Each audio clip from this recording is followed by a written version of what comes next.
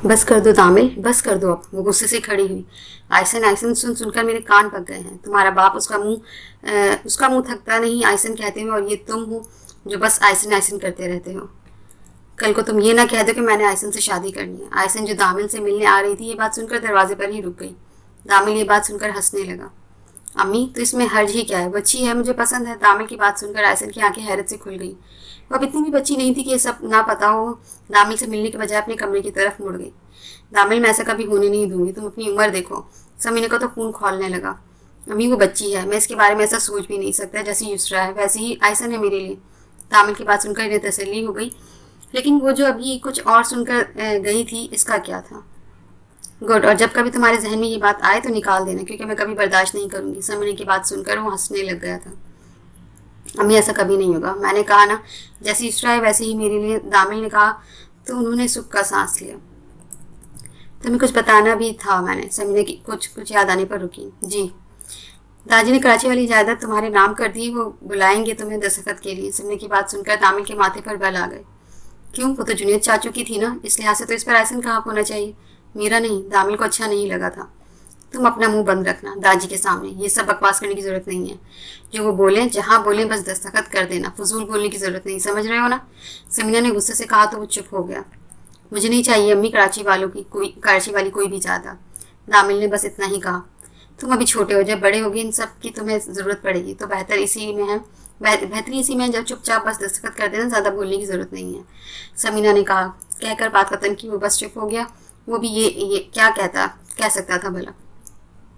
और हाँ, अब तुम इंटर भी कराची से करोगे, क्योंकि वहाँ बड़े बड़े कॉलेज हैं। मेरे ख्याल से वो तुम्हारे लिए बेस्ट हैं। अम्मी, सारी बातें ठीक हैं, मगर मैं इंटर यहीं करूँगा, मतलब यहीं आगे जब पढ़ना हुआ तब कराची जाऊँगा। दामिल ने कहा, और फिर इनका जवाब सुने बगैर वॉशरूम चला गया। पीछे समीना बस मुंह करके उठी और बाहर चली गई। लेकिन इन्हें एक तसल्ली हो गई थी कि आयसन इनकी बहू कभी नहीं बनेगी। ये बात उनके लिए काफ़ी थी।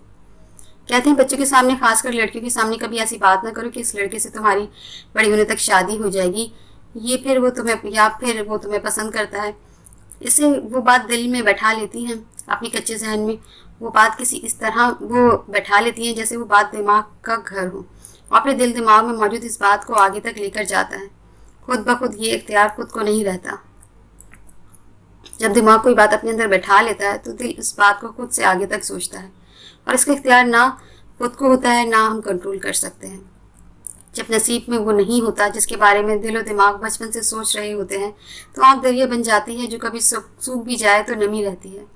हर वक्त हर उम्र, क्योंकि आँख वो सब देखती है, इसको किसी और के साथ देखती है जिसे कभी दिल ने अपने साथ देखने का सोचा था। आयसन भी कुछ ऐसी ही हालत का शिकार होने वाली थी। वो बच्चा जहन जो आधी अधूरी बात सुनकर अपने दिल तक बात पहुंचा रहा था, आने वाले हालात से बेखबर, कुछ नहीं पता कि दामिल कौन होगा उसका। आयसन अपने बाल बना रही थी कि तभी इसके पीछे युसरा आकर खड़ी हुई और अपना बाया पहनने लगी। जल्दी करो आयसन, दामिल इंतजार कर रहा है, युसरा कहकर बैग उठाकर नीचे चली गई। तो आयसन भी रबर बैंड लगाकर बैग उठाकर नीचे की राह ली, जहाँ दामिल और युसरा उसका इंतजार कर रहे थे। वो बाहर देख रही थी, जहाँ दामिल अपने दोस्तों के साथ खड़ा था। स्कूल में अभी ब्रेक टाइम था, लेकिन वो वहीं बैठी इसे देख रही थी।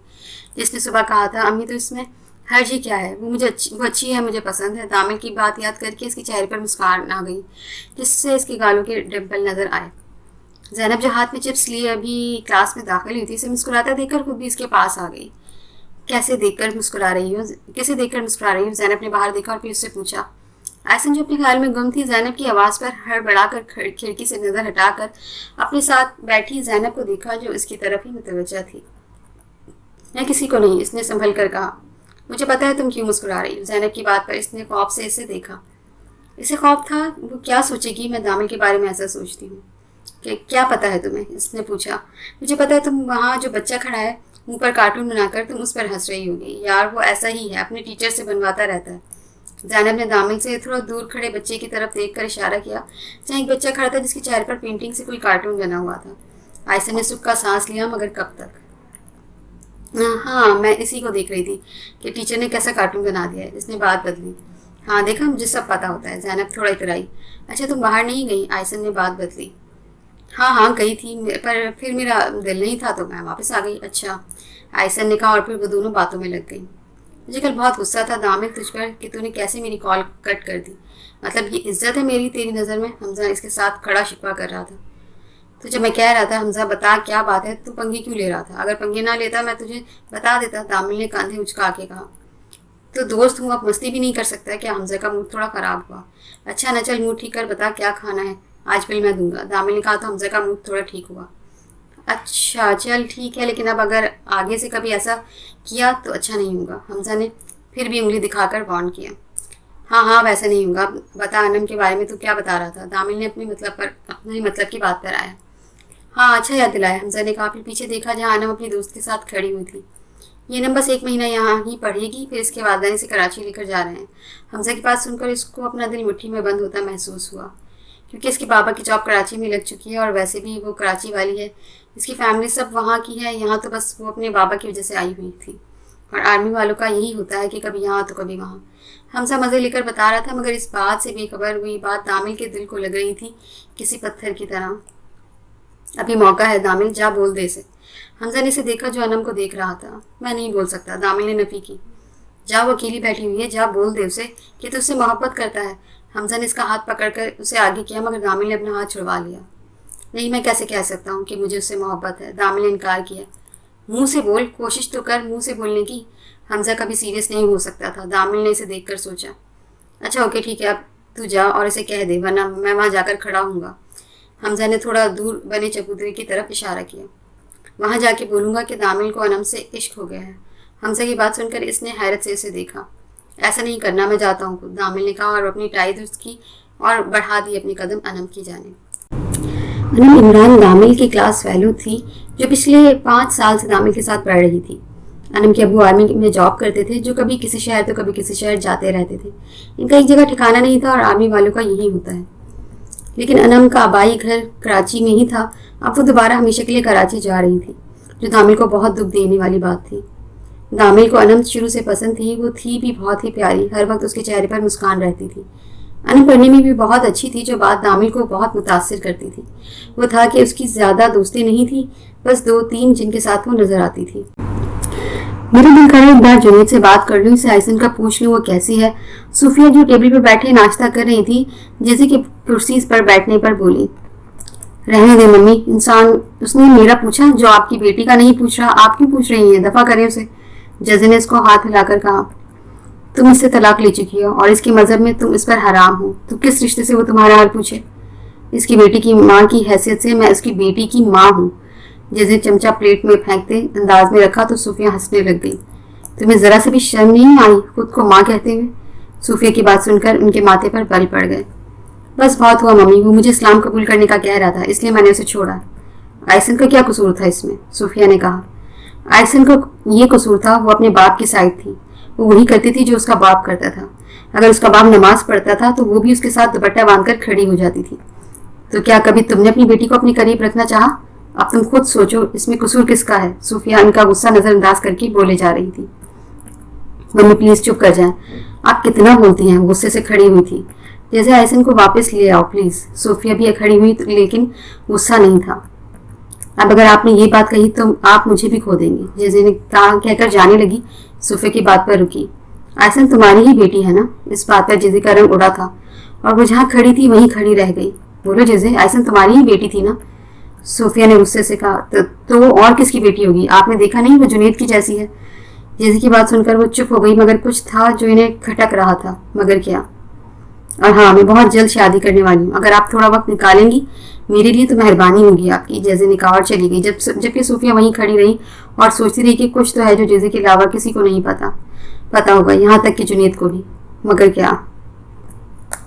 दामिल हिम्मत करके अनम की जानिब कदम बढ़ाए थे। इसमें हिम्मत ना थी, मगर इससे दूर होना था, बस इसी बात ने इसे मजबूत बना दिया था। उसके सामने खड़ा हुआ, जो बेंच पर बैठी कोई किताब खोले बैठी थी। वो खड़ा रहा और कुछ सोचता रहा कि तभी अनम ने नजर उठाकर उसे देखा। दामिल जो उसी को देख रहा था कि दोनों की नजरें मिली।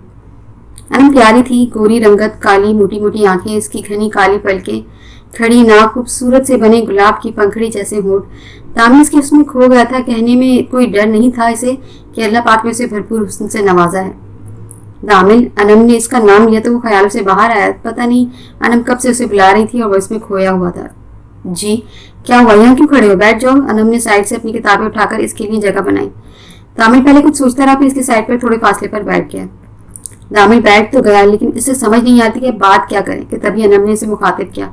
पढ़ाई कैसी जा रही है, अनम ने पूछा। अच्छी जा रही है, और तुम्हारी? दामिल ने जवाब देकर सवाल किया। मेरी भी अच्छी जा रही है, अनम ने भी प्यार से जवाब दिया। और पेपर की तैयारी हो गई तुम्हारी?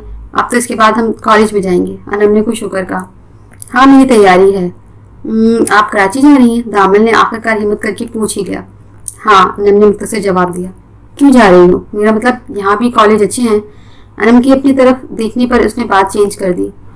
मेरे बाबा का ट्रांसफ़र हो गया तो मुझे भी उनके साथ जाना होगा। अच्छा, दामिल चुप हो गया। लेकिन तुम सबके साथ मेरा वक्त अच्छा गुजरा, बहुत ज़्यादा मिस करूंगी मैं तुम सबको। अनम की बात सुनकर इसके चेहरे पर मुस्कुराहट आ गई। मैं भी आपको बहुत मिस करूंगा, दामिल ने भी कहा। मैं भी यूनिवर्सिटी के लिए कराची ही आऊँगा इंशाल्लाह, दामिल ने कहा तो अनम ने इसे गौर से देखा। मगर क्यों, यहाँ भी तो बहुत अच्छी अच्छी हैं। अनम ने इसकी कही हुई बात इसे कही। हाँ है, मगर मेरी अम्मी ने कहा था कि मैं कराची जाऊँ, दामिल ने समझने की ख्वाहिश जाहिर की। अच्छा, हाँ तुम आ जाना, मेरी कोई मदद चाहिए हो मुझे लाजमी बताना, अनम ने कहा और अपनी बुक उठाकर खड़ी हो गई। कहाँ जा रही हो, दामिल ने फौरन पूछा। मैं क्लास में जा रही हूँ, यहाँ गर्मी हो रही है, अनम ने कहा तो दामिल भी खड़ा हो गया। अब वो इसके साथ ऐसी क्लास में तो नहीं बैठ सकता था ना, वरना सब क्या बोलते इसने इसके बारे में।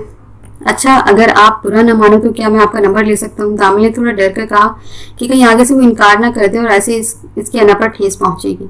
लेकिन ऐसा नहीं हुआ और अनम इसकी बात सुनकर मुस्कुरा दी थी। नंबर का क्या करोगे, अनम ने बुक अपने सीने से लगाकर मुस्कुरा कर पूछा। वो वैसे ही मांग रहा था कि अगर कराची आना हुआ तो आपसे बात हो जाएगी, दामिल ने सोच समझ कर जवाब दिया तो अनम ने इस बात में सर हिलाया।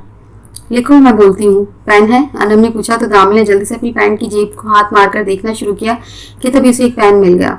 हाँ हाँ है पेन, तुम बोलो, मेरा मतलब है आप बोले, दामिल ने कहा और अपना हाथ आगे करके इस पर लिखने लगा। अनम तो पहले मुस्कुरा दी, फिर उसे नंबर लिखवाने लगी। ठीक है, मैं घर जाके आपको मैसेज करूंगा, आप मेरा नंबर सेव कर लीजिएगा, दामिल ने कहा तो अनम ने इस बात में सर हिलाया। ठीक है, अब मैं चलती हूँ, अनम ने कहा और वहां से चली गई। दामिल वहीं खड़ा इसे देखता रहा, तभी पीछे से आकर किसी ने इसकी गुद्दी पर चिपट लगाई। दामिल ने अजीब सा मुंह बनाते हुए अपनी गुद्दी को सहलाते हुए पीछे मुड़कर देखा तो हमजा दांत दिखाते हुए खड़ा इसे ही देख रहा था। जाहिल है क्या, दामिल ने कहा। नहीं, मैं तो जासूस हूँ, अभी मैंने देखा आपने अनम से नंबर लिया। यार मैंने तो बस बात करने भेजा था और कहा था अपने दिल की बात उसे बता दे, मगर तुमने तो नंबर ले लिया। क्या इसे कहा कि तू इससे मोहब्बत करता है, हमजा ने पूछा तो दामिल ने नफी में गर्दन हिलाई। फिट मुंह आपके, हमजा ने चिढ़कर कहा। बहुत शुक्रिया, दामिल ने भी ठीक बनते हुए कहा और फिर वो भी क्लास की तरफ चल पड़ा। ओए रुक जा यार, मुझे आने दे, हमजा ने आवाज लगाई तो दामिल और तेज चलने लगा। दामिल रुक जाओ कहता रहा, मगर दामिल ने कहाँ उसकी सुनने वाला था, तभी और तेज तेज चलने लगा, बल्कि अब तो भाग रहा था और इसके पीछे ही हमजा। मुझे बहुत खुशी है कि दादी सब कुछ दामिल के नाम कर दिया है। युसरा जो अभी कॉलेज से आई थी, समीना की बात सुनकर थोड़ा हैरान हुई। लेकिन अम्मी वो तो चुप, आगे एक लफ्ज ना सुन, जिसे देखो बस आइसन आइसन, हर वक्त आइसन आइसन हो गया है। तुम सबको माँ नजर आती है या नहीं? समीना आज भड़क उठी थी जबकि युसरा चुप हो गई थी। खैर तुम दोनों औलाद हो, मेरी तुम्हें नहीं, मगर मुझे फिक्र है तुम लोग की, और एक दिन देखना तुम लोग माँ को ठीक कहोगे। ये जो आइसन है ना काली, एक दिन तुम लोग को अपना असल चेहरा दिखाएगी। समीना को ना जाने क्यों चिढ़ थी इस बेचारी से जो यतीम थी, फिर भी इसके साथ ऐसा करते थे।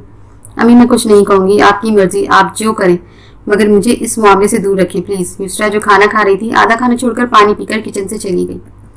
समीना वहीं खड़ी देखती रही कि तभी से दामिल और आइसन की हंसती हुई आवाज आई। उन्होंने किचन से बाहर आकर देखा तो आइसन का बैग दामिल पकड़ा हुआ था, जबकि आइसन चिप्स का पैकेट हाथ में लिए चिप्स खाते हुए इससे बातें करते हुए इसके पीछे आ रही थी। आइसन अपना बैग दामिल को क्यों दिया हुआ है, वो तुम्हारा नौकर नहीं है? वो दोनों नहीं, मैंने नहीं दिया, इन्होंने, आइसन कुछ बोलते तभी समीना गुस्से से आगे आई और दामिल के हाथ से बैग लेकर आइसन की तरफ फेंका जो उसके कदमों में जाकर गिरा।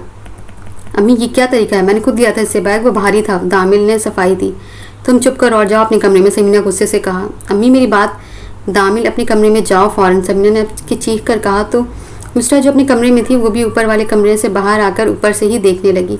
दामिल ना चाहते हुए भी एक नज़र आइसन जो उसे ही देख रही थी इसे देखकर ऊपर अपने कमरे में जाने के लिए सीढ़ियाँ चढ़ने लगा। जल्दी जाओ, समीना ने कहा तो वो मुँह बनाता जल्दी जल्दी कदम चढ़ता बगैर युसरा की तरफ देखे गुस्से से कमरे में चला गया। युसरा ने मुड़कर उसे देखा, जिसने कमरे में जाकर गुस्से से कमरे का दरवाज़ा ठा की आवाज़ से के साथ बंद किया और फिर इसने नज़रें नीचे डाली जहाँ समीना आइसन के सामने खड़ी थी।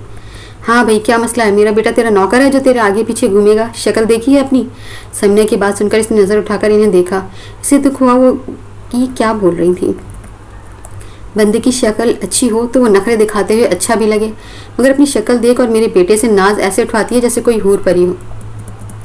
चल उठा अपना बैग और जा अपने कमरे में। ठीक 10 मिनट बाद मेरे कमरे में आना, मेरी टांगों में बहुत दर्द है, आकर दबाओ। समीना कार से देखती उसे कहकर वहाँ से अपने कमरे में चली गई। जबकि आयसन ने किसी की नज़र की तपिश खुद पर महसूस की तो नज़र उठाकर ऊपर देखा जहाँ युसरा खड़ी उसे तर्ज भरी नज़रों से देख रही थी। उसने आंखों में मुस्कुराहट होने के बावजूद मुस्कुराकर युसरा को देखा और फिर अपना भारी बैग उठाकर ऊपर चढ़ने लगी और फिर उसने नज़रें मिलाए बगैर अपने और युसरा के मुश्तरका कमरे में चली गई। जबकि युसरा को दुख हुआ शदीद। दामिल हाथ में कागज़ लिए बैठा था, जबकि आतिफ, समीना और दाजी भी वहीं मौजूद थे। दामिल दस्तखत करो इस पर, फिर मैंने वकील को देना है, दाजी ने कहा। तो दामिल ने दाजी को देखा। पर दाजी आयसन का हक है, मैं ये नहीं ले सकता, दामिल ने कहा। तो समीना ने इसे गुस्से से देखा। वो कितना समझा कर आई थी इसे कि बस दाजी जो कहे जहाँ कहे वहाँ दस्तखत कर देना, कुछ फजूल मजीद नहीं कहना। मगर दामिल कहाँ सुनने वाला था। इसे वैसे दोपहर की बात पर गुस्सा था कि कैसे अम्मी ने आयसन पर गुस्सा किया, एक बैग पकड़ने पर जो दामिल ने पकड़ा था, समीना ने नहीं। दामिल बेटा, अगर जुनीयत का कोई वारिस होता, मतलब अगर उसका कोई बेटा होता तो मैं ज़रूर इसके हवाले ही इसकी जायदाद करता, मगर अभी इसका कोई बेटा नहीं है, इसलिए तुम्हें दे रहा हूँ। जब आयसन बड़ी होगी, इसकी शादी वगैरह वो तुमने ही देखनी होगी ना, इसलिए ये मैं तुम्हारे नाम कर रहा हूँ। दाजी की बात सुनकर इसे तसल्ली हुई, लेकिन आतिफ को नहीं। वो बड़े थे, समझदार थे, इन्हें पता था दामिल को प्यार से बातें बनाकर दस्तखत करवाना चाहते हैं, लेकिन इन्हें एक तसल्ली थी कि जुनीद की जायदाद कोई गलत हाथ में नहीं जा रही, बल्कि इसके ईमानदार बेटे के हाथ में जा रही है, जो जानता है किसका क्या हक है। ठीक है दादी, मैं कर देता हूँ, दामिल ने संजीदगी से कहा और जहाँ जहाँ दादी ने कहते रहे वो दस्तखत करता गया। समीना के चेहरे से मुस्कुराहट किसी तौर कम नहीं हो रही थी, जबकि दादी बिल्कुल संजीदगी से बैठे थे। ठीक है अब तुम जाओ, दादी कागज़ लिए और दामिल को जाने का कहा। दामिल ने इस बात में सर हिलाया और उठकर बाहर चला गया। इस लड़की का मैट्रिक होते ही इसे इसके घर का करो ताकि दामिल के ऊपर से जिम्मेदारी हटे, वरना आगे जाकर बहुत परेशानी होगी हम सबको, दादी ने कहा। तो आतिफ चुप रहे, जबकि सीमी मुंह फ़ौरन बोली, दादी आप फिक्र न करें, इसका मैट्रिक होते ही मैं सबसे पहले काम यही करूंगी। दादी ने सुनकर इस बात में सर हिलाया, फिर बेड की पुश्त से टेक लगाकर बैठ गए। दामिल बाहर गार्डन में आया तो देखा आयसन दरख्त के नीचे बैठी अपनी गुड़िया के साथ बातें कर रही थी।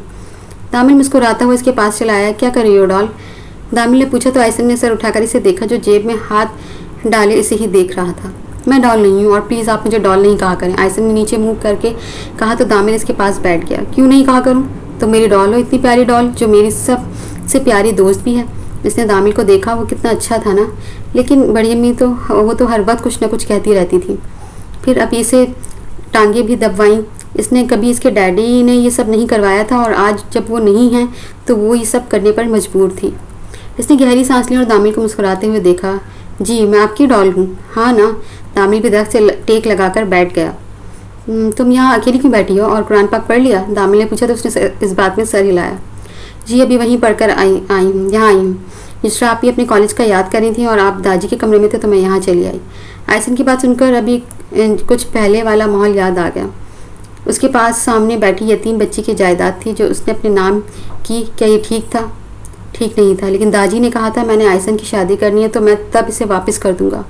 हाँ मैं आयसन की जायदाद वापस कर दूंगा जब ये समझदार होगी, मैं सब इसे वापस कर दूंगा। हाँ ये ठीक है, दामिल ने सोचा, फिर खुद को तसल्ली दी। आपने कहा था आप मुझे खेत लेकर जाएंगे, आयसन के खेलते हुए शिकवा किया। तो दामिल के लबों पर मुस्कान आ गई। चलो अभी चलते हैं, दामिल खड़ा हुआ। नहीं अभी मैं थक गई हूँ, कल जब मैं कुरान पाक पढ़ लूँगी तब चलेंगे, आयसन ने सोचकर कहा। तो दामिल दोबारा बैठ गया। मेरे डैडी की कब्र कहाँ है, आयसन ने पूछा। तो वो कुछ सोचने लगा। क्यों, वैसे ही पूछ रही हूँ, थोड़ी दूर है लेकिन ज़्यादा दूर नहीं है, दामिल ने जवाब देकर दरख्त से टेक लगाई। क्या मैं वहाँ जा सकती हूँ, आयसन ने इजाज़त चाही। ठीक है मैं कल तुम्हें ले जाऊँगा। क्या मैं अकेली नहीं जा सकती? अकेले क्यों जाना है, मैं हूँ ना, ले जाऊँगा, दामिल ने कहा। तो वो चुप हो गई और फिर कुछ सोच कर बोली, इंसान मरता क्यों है? क्योंकि इंसान को दुनिया में सफ़र के लिए भेजा है, इसकी मंजिल अल्लाह है। मंजिल पाने के लिए मौत ज़रूरी है क्योंकि दुनिया फ़ानी है, ख़त्म हो जाएगी, लेकिन आखिरत हमेशा कायम रहेगी, दामिल ने कहा। तो ऐसे इसे देखती रही जैसे समझना चाह रही हूँ। जब अल्लाह पाक इंसान को मिट्टी से बनाते हैं तो इसमें रूह डालते हैं, लेकिन रूह डरती है एक मिट्टी के पुतले के अंदर आने से। तब अल्लाह पाक वो वादा करते हैं कि तू इस पुतले में चला जा, मैं तुझे अपने पास वापस बुलाऊंगा। तब रूह अल्लाह के हुक्म से पुतले में आती है। अल्लाह पाक हमें मौत देकर रूह से किया हुआ वादा पूरा करते हैं। लेकिन जब ये रूह दुनिया में आती है तो ये भूल जाती है कि दुनिया फ़ानी है, और बस फिर ये दुनिया में इतनी मगन हो जाती है कि इसे ये भी फिक्र नहीं होती कि इसने वापस अल्लाह के पास जाना है। दामिल की बात सुनकर समझकर आयशा ने इस बात में सर हिलाया। अब पता चल गया इंसान मरता क्यों है? दामिल ने पूछा तो वो चुप हो गई। लेकिन आपने एक बात नहीं बताई। काफ़ी देर सोचने के बाद इसने कहा तो दामिल ने माथे पर ना समझी के बल आ गए। क्या आपने ये नहीं बताया कि इंसान तब भी मर जाता है जब उसे जलील किया जाता है? इंसान तब भी मर जाता है जब उसे कहा जाता है, जताया जाता है कि वो खूबसूरत नहीं है। तो क्या ये इंसान की गलती होती है कि उसका रंग सांवला बल्कि कुछ ज़्यादा ही सांवला है?